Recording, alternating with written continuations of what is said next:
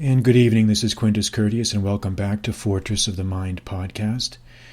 And this podcast is going to be about cultivating your sense of awe. Cultivating your sense of awe. And I got the idea to do this subject in this podcast from an email that I recently received from a reader of Fortress of the Mind.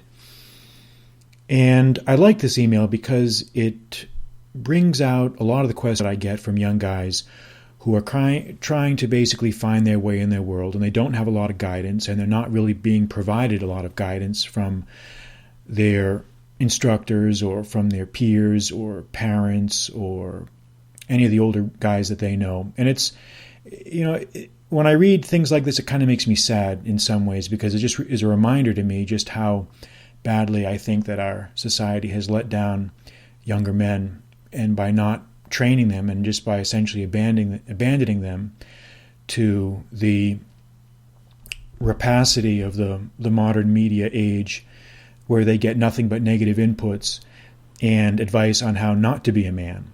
So it's really kind of tragic, but I'll read a little bit of his email. Basically, he says, currently a question I have found, and his English is not perfect, so I'm assuming this guy is a foreign guy, but he doesn't really say where he's from.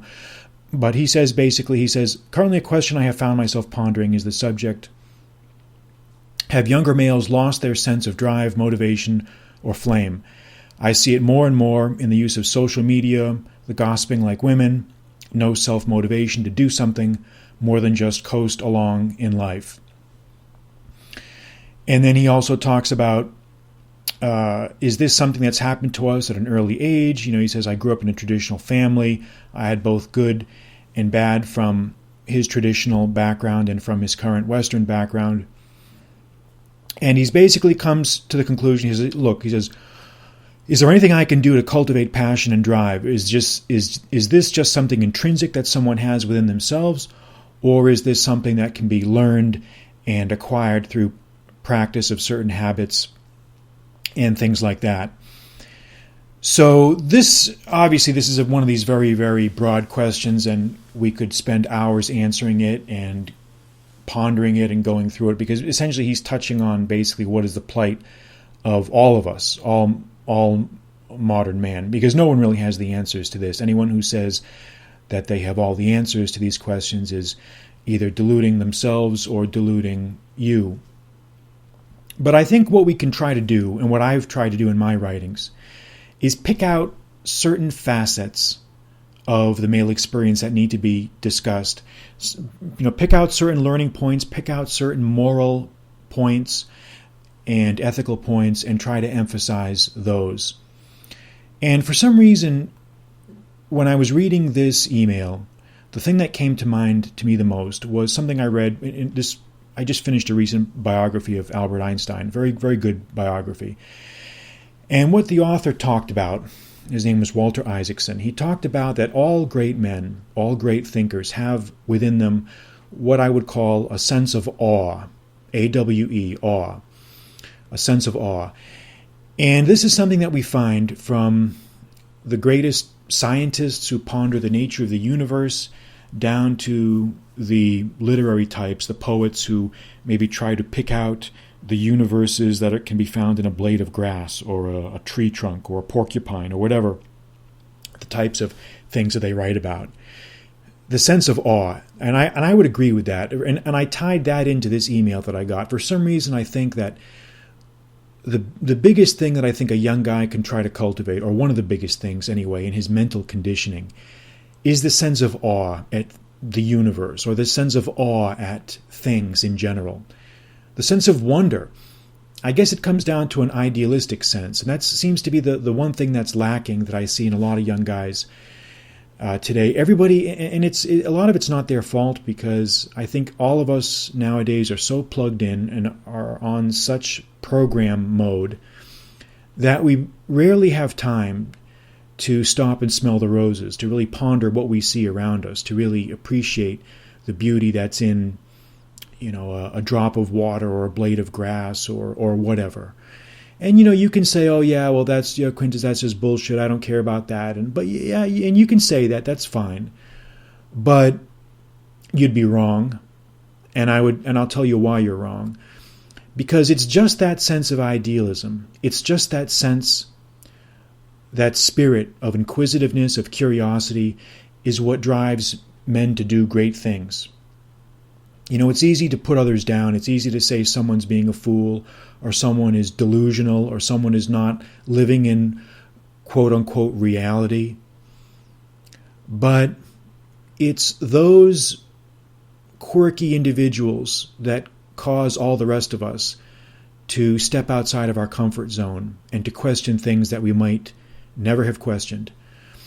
One of Einstein's great strengths was he was able to visualize things in ways that other people were not. He could approach mathematical and physical problems in a spatial dimension, in a way of visualization that others could not do. And this is something his biographer talks about. This is not something I'm just making up, and this is something that is actually documented.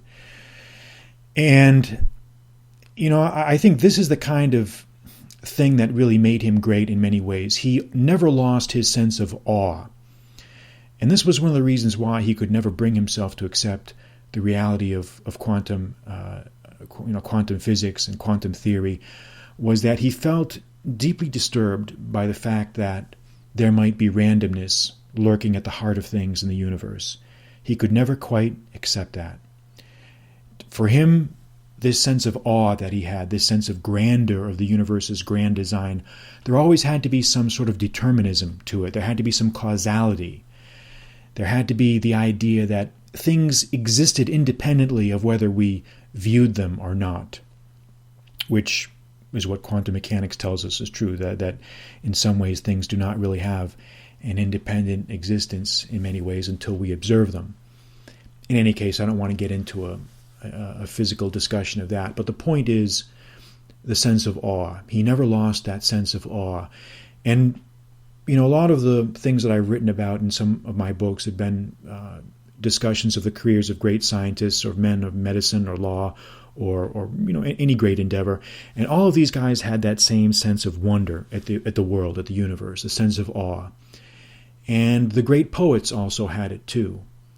There are a lot of great poets who have, and I'm not a big poetry fan, I don't really read a lot of it, but every now and then it's nice to dip one's beak into some of the poets and see what you can find there. And sometimes it's very nice. It adds a lot to the dimension of your reading. It kind of adds richness and depth to things. And lately, this poet that I've been looking at is one that you probably have not heard of. And I had not really had any experience with him until very recently. The poet Claudian. He was a Latin poet associated with the Emperor Honorius, and he flourished around 370 to 404 AD. And his stuff is of varying quality, but some of it is very, very good. Some of his poems are very good. And what I like about him is he also had that sense of awe.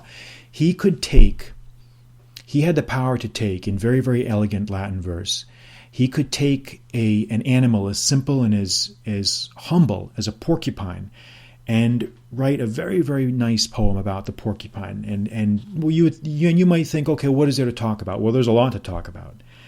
Basically, he says he talks about his long snout, his stiff bristles, his horns that stand up on his forehead, his red and fierce and fiery eyes, the short legs that he has on his back, and the threatening and glistening thicket that grows all over his back, and he talks about how that thicket of quills is like the missiles that the Parthian warriors let fly from their bows as they attack their foes. I mean, all these very, very nice analogies, very, very, very, very subtle but yet vivid analogies, which shows that this is someone who's attuned and has a sense of wonder and a sense of awe at even the humblest animals. And that's really what made him great. Who else could do this? Who could take a viewing of an animal or a vegetable or mineral and weave a very, very elegant poem about it? In this if you're interested in seeing this, it's in the collection of his shorter poems, and looks like it's book 45, and this is the Loeb series of Claudian, volume 2 of the Loeb series that I'm looking at here. But it's very, very nice.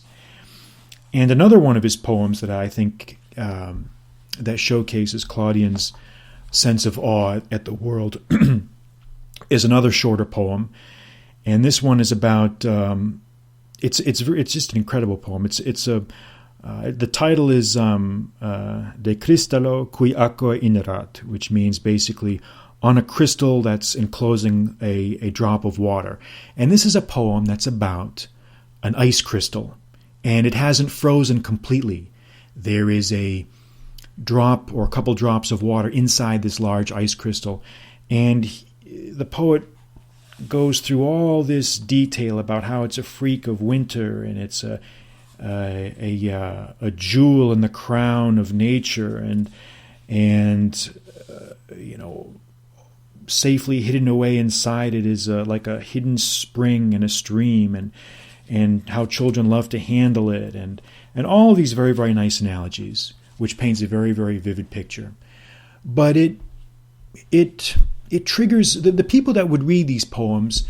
They would appreciate this sort of thing, and before our modern era, when we were beset on all sides by this oppressive technology, when we were not bombarded 16 hours a day with cell phones, with smartphones, with phone calls, with emails, with all these things, we had a chance to process all these things, and we had a chance to cultivate our sense of awe, which we don't really get to do now very much. So you've got to unplug. You've just got to. For your own sanity, for your own health, I think it's become more important than ever now to find ways to unplug from the matrix. If you need to take a retreat, take a retreat. If you need to take a sabbatical, take a sabbatical. Maybe that's something we should bring back, is the idea of the sabbatical, this idea where you stop everything and you go somewhere to study. I mean, in the olden days, people did that all the time. They went on religious retreats. They went on sabbaticals. They went on pilgrimages. They did all these. These things didn't just have spiritual significance. They also had emotional significance. Because if you stay plugged into your own head for years after years after years, you're going to eventually go nuts.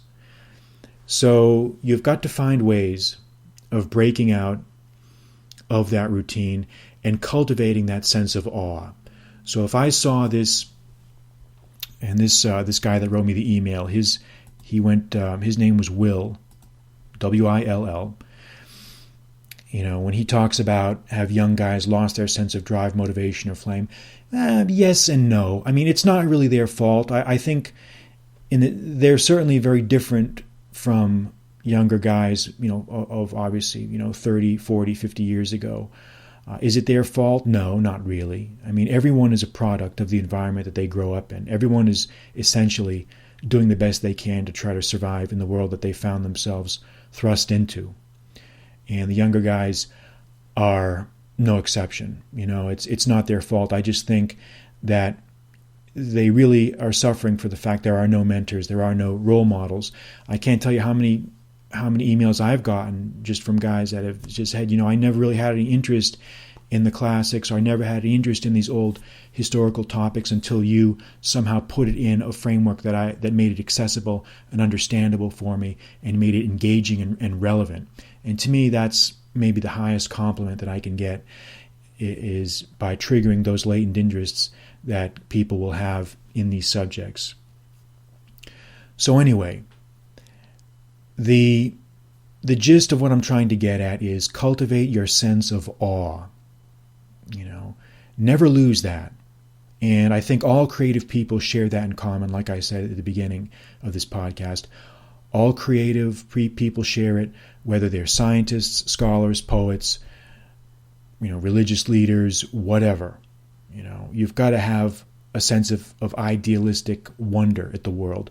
Nothing is more pathetic, and no person is more dead inside than the person who has no sense of wonder at anything. You can talk to someone about some great thing you saw. You went and you traveled somewhere, and you saw some incredible waterfall, or Iguazu waterfalls in Brazil, you saw some great thing, or the Great Grand Canyon or whatever, and then you look at the person that you're talking to, and you get this glazed look in their eyes, and they're just dead inside. You can just see inside the light has gone out. They're just dead. And when you see that, man, that's the saddest thing in the world, is to see those dead, lifeless eyes, like a doll's eyes. So cultivate your sense of awe. And, the next time you are looking around for some poems to read, you might want to think of Claudian. You might want to think of some of his stuff, which might help you to bring back that sense of awe. So that will conclude the podcast for this episode. I'm Quintus Curtius, and this podcast was brought to you courtesy of Fortress of the Mind Publications. And if you enjoyed it, I would ask you to go to iTunes and rate me on iTunes. I would also ask, if you've bought one of my books and you enjoyed it, to go to Amazon.com and write a short review of the book, or a long review, whatever you prefer. Even a few sentences. It all helps. It all helps to get the books noticed, and I would certainly appreciate that. Until next time, I'm Quintus Curtius. Good night.